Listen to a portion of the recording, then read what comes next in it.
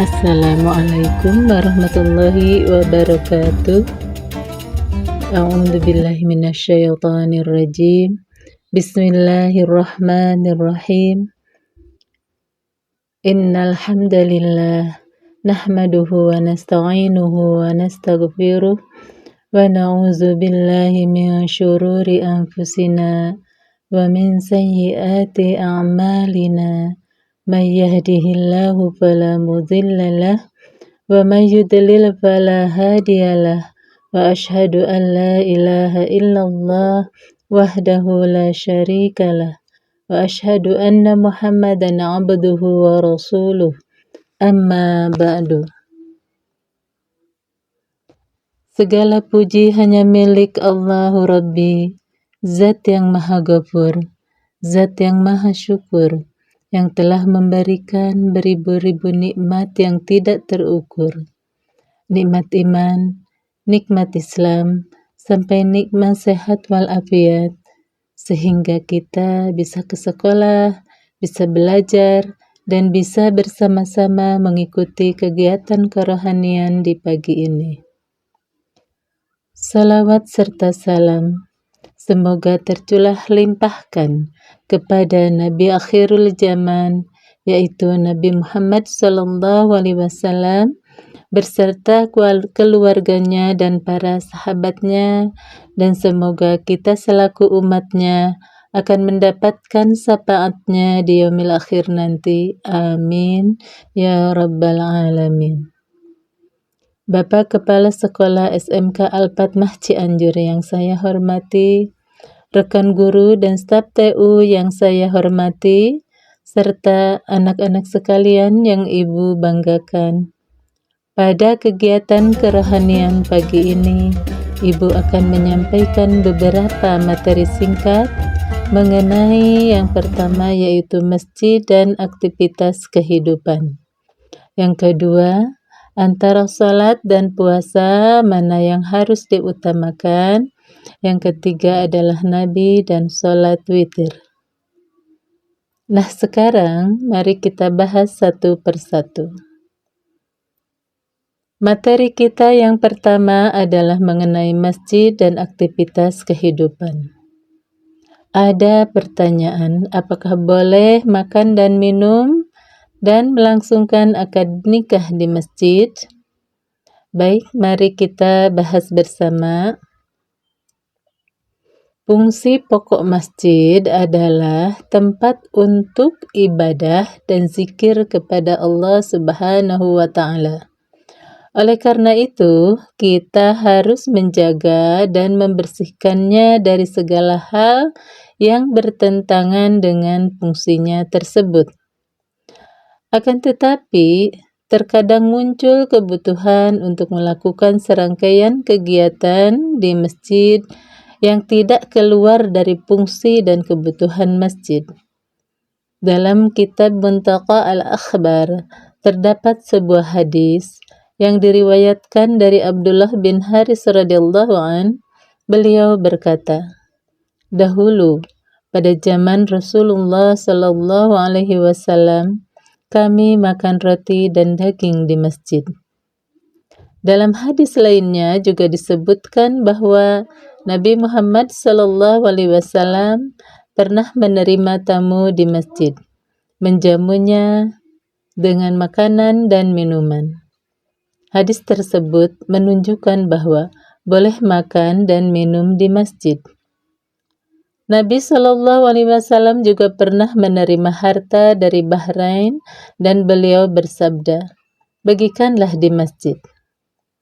Akan tetapi, semua ini dengan syarat tetap menjaga kesucian dan kebersihan masjid sehingga masjid senantiasa layak digunakan untuk sholat dan zikir kepada Allah Subhanahu wa Ta'ala. Maka, masjid bukan hanya sebagai tempat untuk melaksanakan ibadah sholat dan zikir saja, tetapi juga berfungsi sebagai pusat berbagai kegiatan sosial dan spiritual. Masjid berfungsi sebagai jantung komunitas muslim.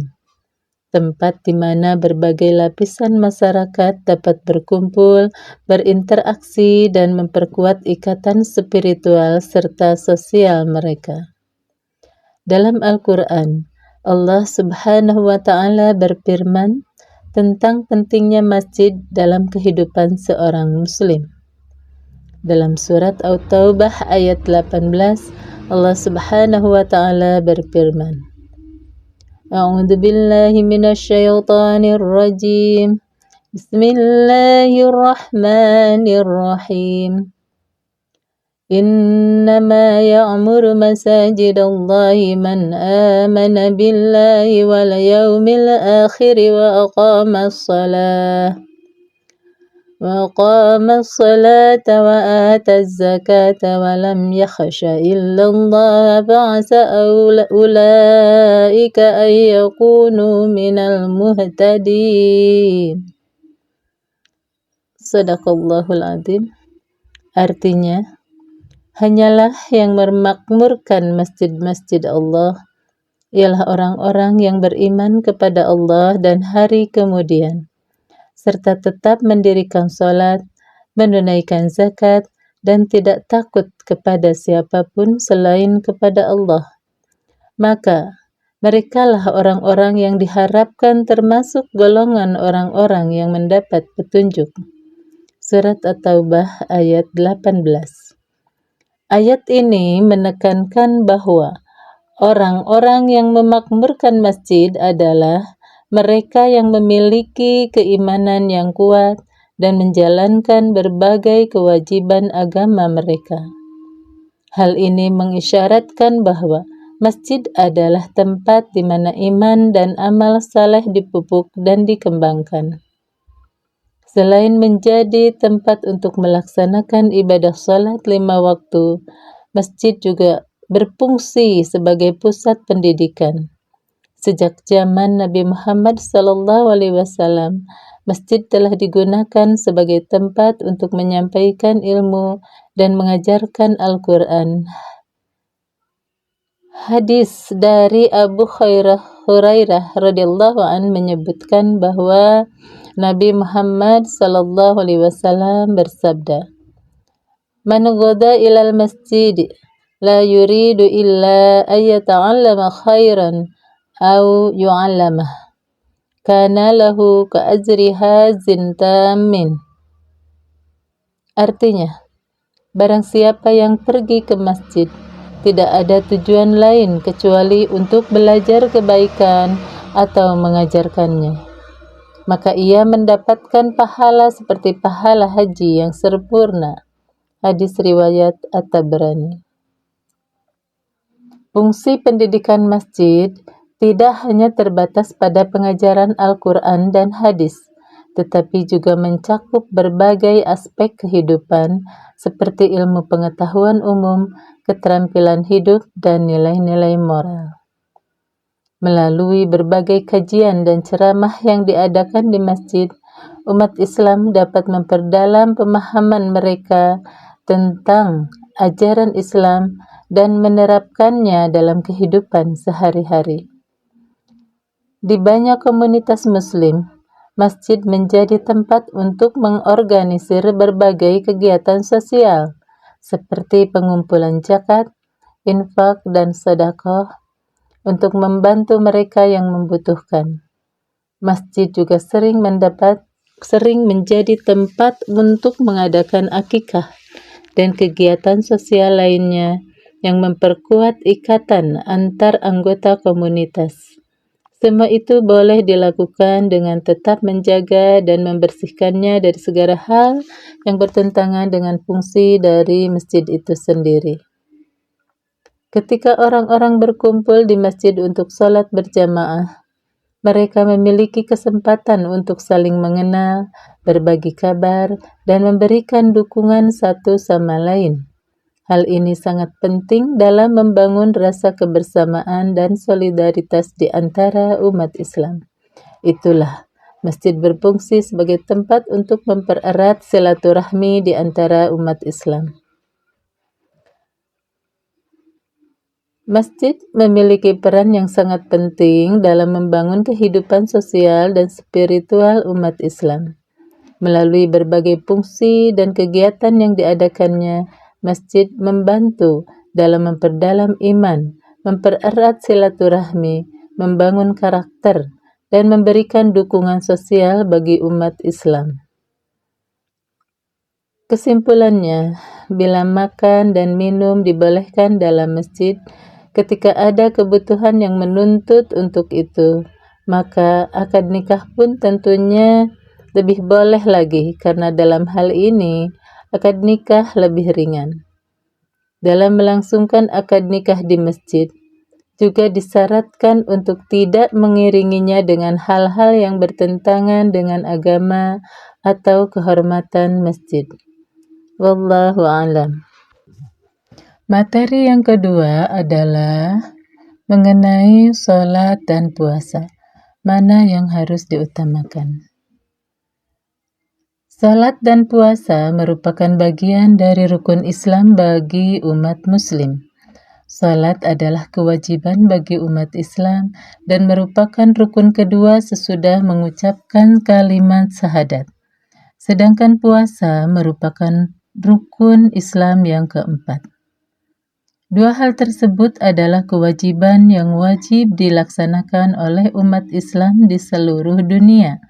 Salat dikerjakan setiap hari dalam 5 waktu, dan puasa wajib dilakukan di bulan Ramadan, sedangkan puasa lainnya selain di bulan Ramadan adalah puasa sunnah. Sesungguhnya, agama menuntut setiap muslim menunaikan semua kewajiban yang dibebankan kepadanya, sehingga dia terbebas dari siksa dan mendapat pahala. Tidak diragukan lagi bahwa seorang muslim yang sesungguhnya adalah seseorang yang memaksa dirinya melakukan kewajiban yang dibebankan kepadanya. Namun, tiap-tiap kewajiban mempunyai perhitungan sendiri-sendiri. Jika seseorang mengerjakannya atau meninggalkannya, sebagai contoh, jika seorang manusia mengerjakan puasa namun tidak mengerjakan sholat, maka kewajiban puasa telah gugur darinya. Namun, beban meninggalkan sholat tetap ada di pundaknya dan dia akan disiksa karenanya. Namun demikian, ganjaran orang yang berpuasa, yang suka mengerjakan sholat, dan menaati perintah-perintah Allah Subhanahu wa Ta'ala, serta menjauhi larangan-larangannya lebih sempurna dibandingkan ganjaran orang yang berpuasa, namun meninggalkan kewajiban yang lain.